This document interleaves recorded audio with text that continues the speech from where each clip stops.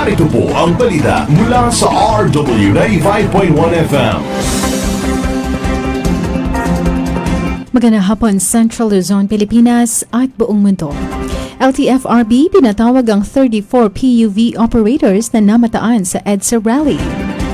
Pinatawag ng Land Transportation Franchising and Regulatory Board or LTFRB ang 34 na operator ng pampublikong sasakyan matapos umano nilang hindi pagserbisyo sa mga pasahero noong Martes. Sa halip na bumiyahe, nakitang dumalong ilan sa kanila sa rally ng Iglesia ni Cristo o INC sa People Power Monument sa Quezon City na dinaluhan ng mahigit 15,000 katao.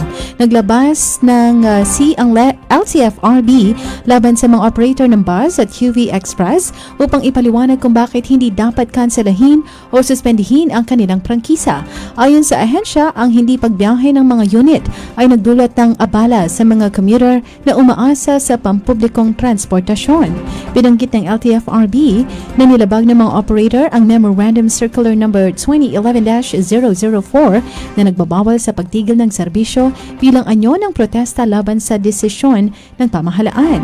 Ang paglabag ay maaring magresulta sa kanselasyon ng kanilang permit to operate.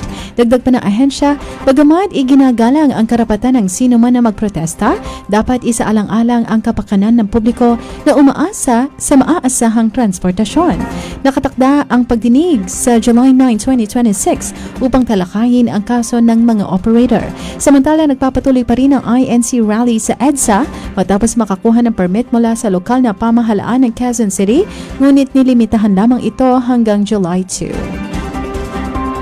At yan po ang balita. Ito po si Alex. Magandang hapon.